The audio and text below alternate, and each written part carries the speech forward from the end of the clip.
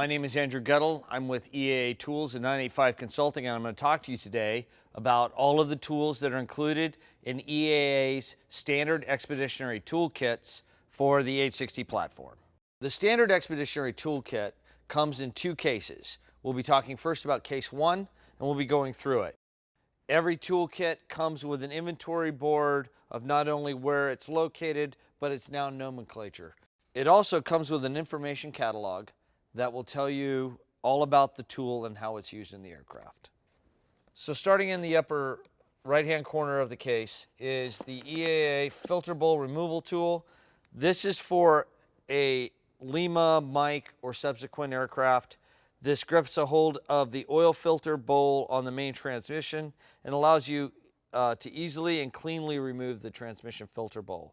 If you run an alpha model, we have an alpha model filter bowl removal tool that incorporates a flow shutoff to allow you to grab a hold of the oil flow ring and turn it, shutting off the flow prior to removing the filter bowl.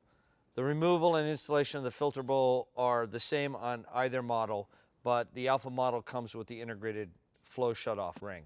So we'll be talking next about the spline removal tool for the AC generators on the 860. The AC generators on the 860, both on the APU and the main module, come with a phenolic spline that has to be removed in the event that the generator fails or that they crack. This will allow you to remove the spline by placing it into the spline, rotating it, it will grab it, will drive itself in, then you can just pull the spline out of either the gearbox on the APU or the accessory gearbox on the main module. Next, we'll be talking about the threaded insert removal kit. The threaded insert removal kit, designed by EAA, will remove all of the threaded inserts on the main rotor system.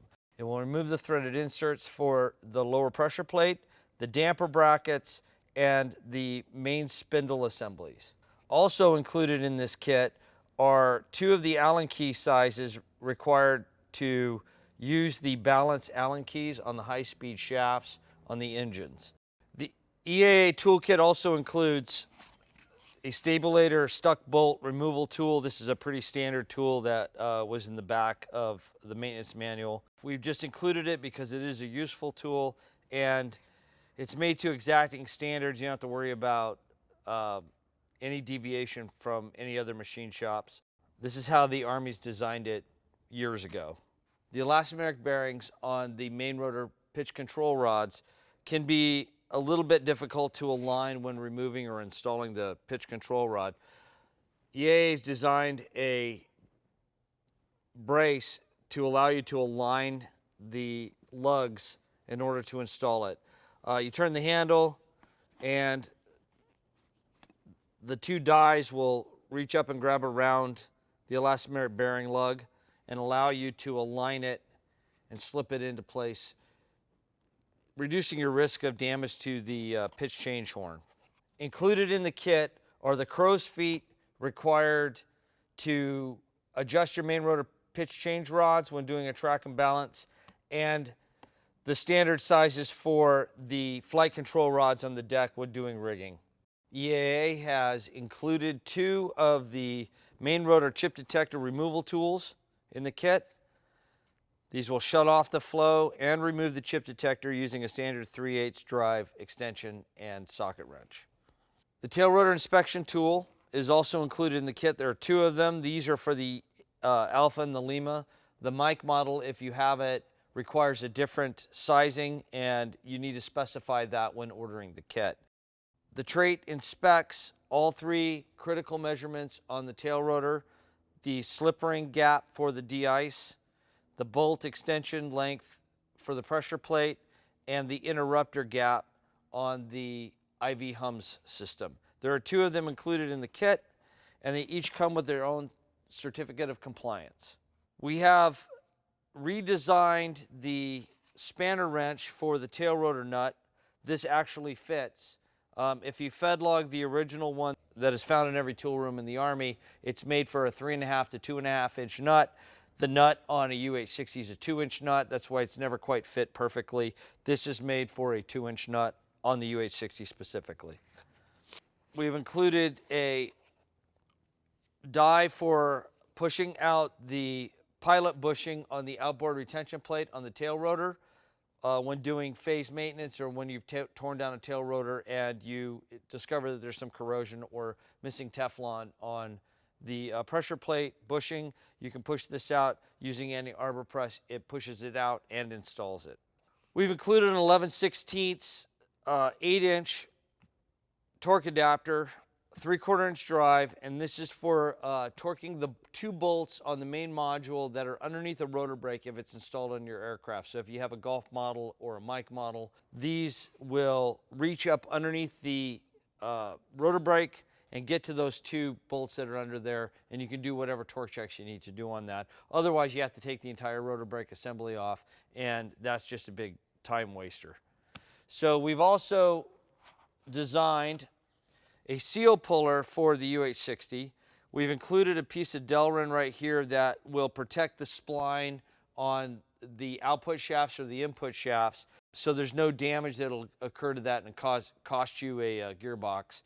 And reach in, turn it, grab a hold of the seal, light taps with a mallet, and it will pop that seal right out. Really speeds up the job and protects the gearbox at the same time. EAA has redesigned and taken another look at even the simplest of tools. Here's a blade alignment tool. We've put a handle on it here to allow a better grip when manipulating it, even in cold weather. And this ring will keep the blade alignment tool from slipping right through and hitting the deck on the aircraft. If the blade is perfectly aligned, that the old spike could slip right through the hole and hit the deck, and most mechanics precluded that by wrapping around several rolls of 100-mile-an-hour tape. So we've included a handle on there. It's just a good, well-designed tool.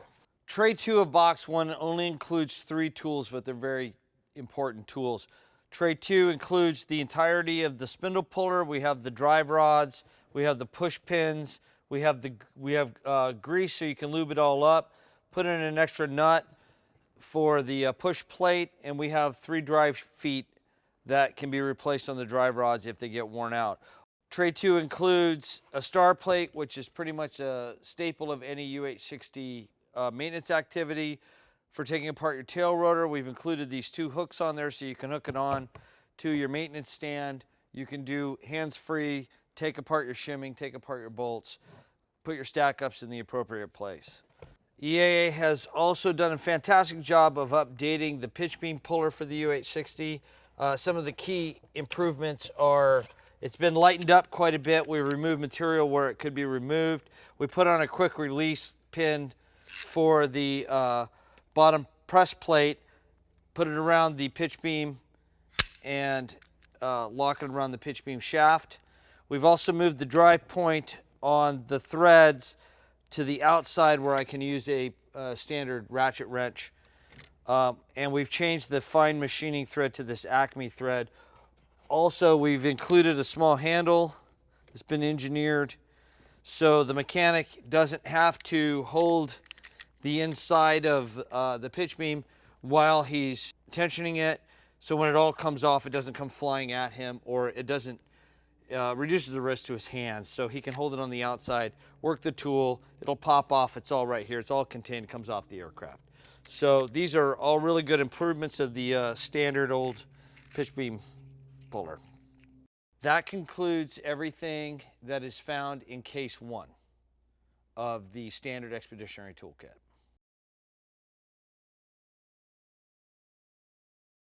First tool in case 2 is the turnbuckle adjustment tools.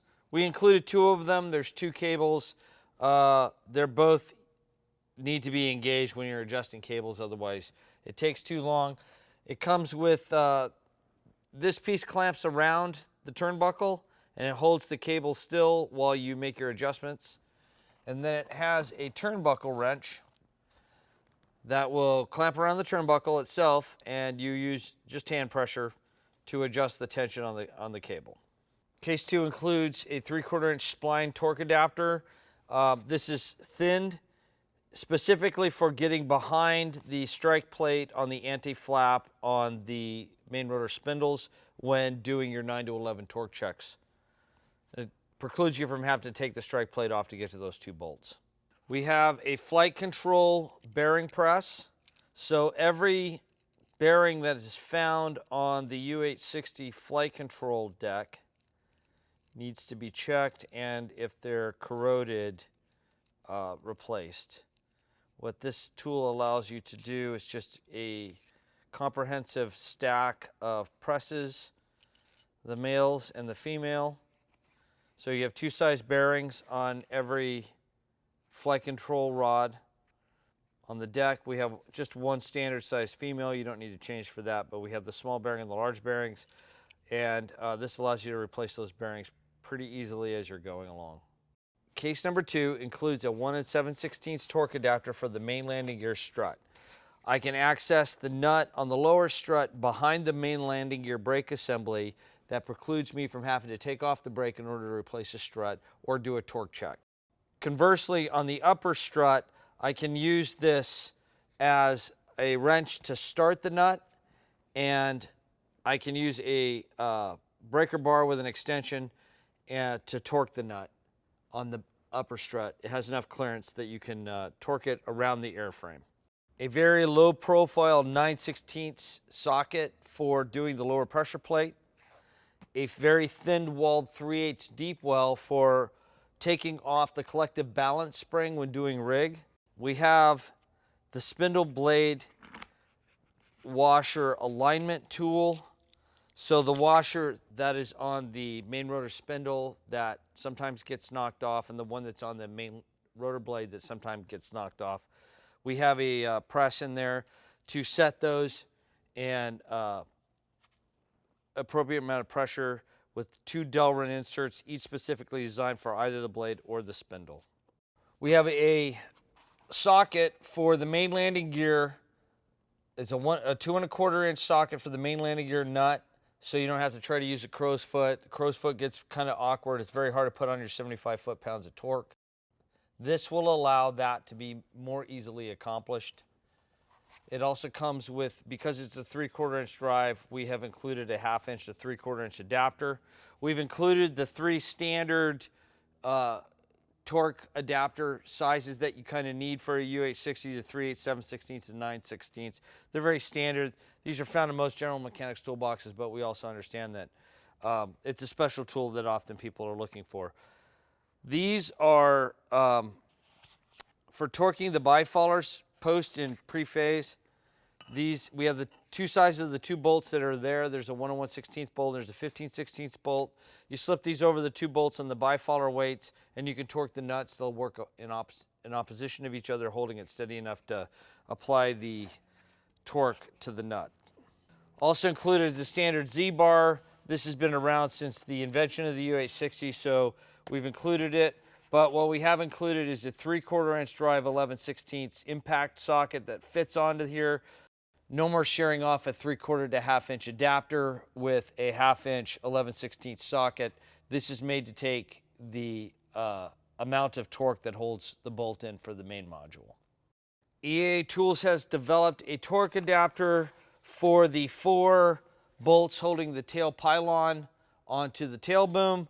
This allows you to get it in around the hydraulic lines on the peculiar angle that those bolts sit on, and not get in the way or damage any of your hydraulic lines, the electrical wiring, or the tail rotor cables that are found in there. And it keeps the torque wrench outside of the aircraft, makes the job a lot easier. It's a lot more efficient to use these. There's a right and a left to get all 4 bolts in all 4 positions. We have bushing aligners for the blade cuff and the spindle cuff. If you don't have the force mate bushings in your aircraft yet, you know how to use these. You can press in and press out the bushings as they get worn or corroded, and you can realign them as they move around in flight. Also, a standard 1 1/16 torque adapter. It's a must-have for any UH-60 platform. Main rotor PC rods and a whole bunch of other stuff uses a 1 1/16. This is for utilizing the quick disconnects on the tail rotor cables at the tail boom. This is found in the back of the book. This is a tool that's been around forever. A lot of units don't even know what this is for, but this grabs a hold of the 5/8 nut that's on the quick disconnect on the tail rotor cables, spin it off without hitting all of the electrical and hydraulic lines that are found in that area. So going back over here, we have this is a socket, a 1/7/16 socket. It's designed to be used in conjunction with the torque adapter for the strut. So it just gives you the appropriate size to back the nut. Included is a large 1/2-inch drive extension. This is just mostly for doing zone 1 or zone 2 torque checks on your main rotor hub. But there's a lot of different uses for this, and we just included it in the kit because it's just a useful tool. And then we have the swash plate, scissor bearing replacement kit. We have the installing presses and the removing presses. These are also found in the back of the manual and are usually a locally made item. But EAA has designed a few things. Number one, the shot peening on this makes it smooth, it doesn't grab. And then we've captured one end of the hardware to preclude you from having to use 2 opposing wrenches in order to get the bearing started. One socket usually will get the bearing moving without having to use 2 wrenches. Tray 2 of Case 2 includes some very unique toolage as well. So we have a Tron Air nitrogen gauge included in the kit. And what this is used for is you can tell exactly how many PSI of nitrogen is in any of your landing gear struts by connecting a high pressure nitrogen line, servicing it in accordance with the book, then shutting off the nitrogen at the source, and the gauge will tell you exactly what you've serviced the strut to. Kind of takes out a lot of the guesswork. We have a press for the tail landing gear yoke, Teflon washer that often becomes disbonded in the back. So what this press includes is 2 Delron presses. The Delron press has a small little notch that the washer will sit over, and then this cross piece here is designed to fit up into the yoke assembly itself, ensuring that the Teflon washer is exactly centered around the circumference of the tail yoke itself. Tighten it up, keeps you from over tightening it, and 24 hours later you've rebonded on a washer. They pop off all the time. It's a pretty well designed tool. Also, we have, if you have the types of seats with the rubber isolators on the bottom, those isolators will rip and they become kind of a pain to replace.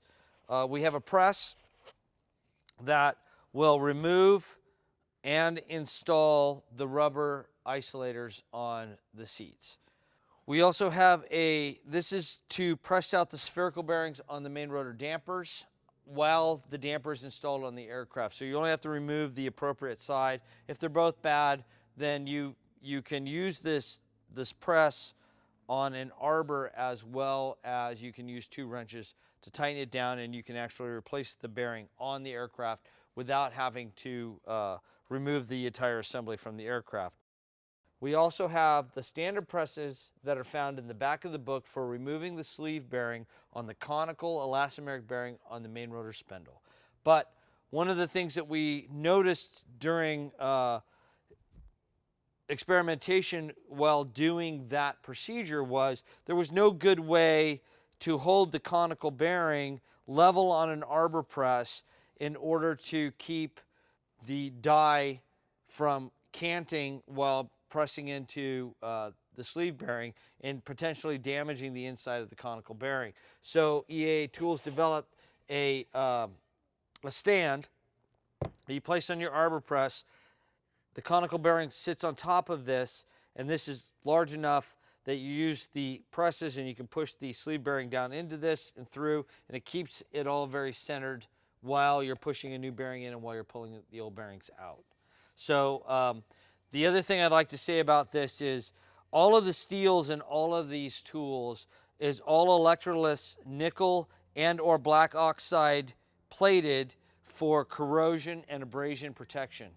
And all of the aluminums are mil-spec anodized red, also for abrasion and corrosion protection. Lastly, we have the BSD, the blade strut and damper service kit.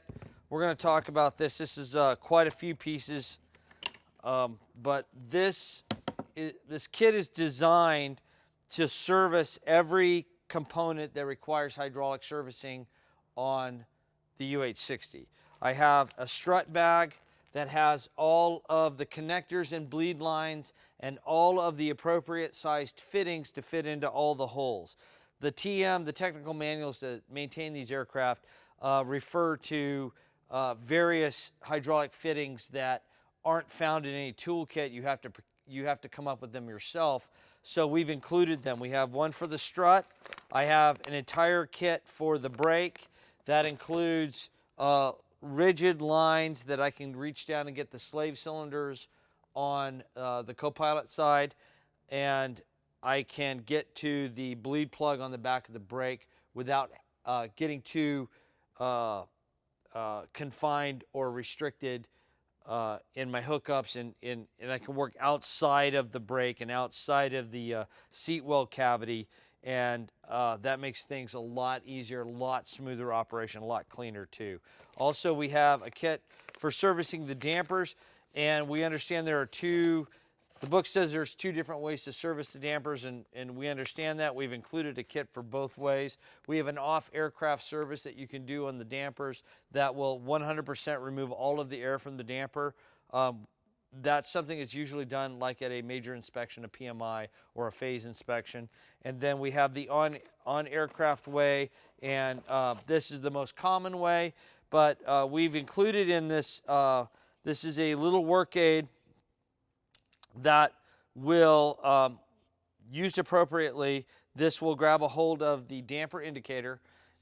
You set it to whatever length it is, and you can slowly extend it and watch the hydraulic level go down in the damper reservoir, and keep the damper reservoir at a certain height so as not to suck in a bunch of air into your damper indicator, pretty much ruining your service. So this will be a very clean and easy way to service the dampers on your aircraft, and it won't accidentally fall off. It won't shoot hydraulic fluid all over the place, and very quick, very easy, very efficient way of servicing the dampers on the aircraft. Very happy with this tool.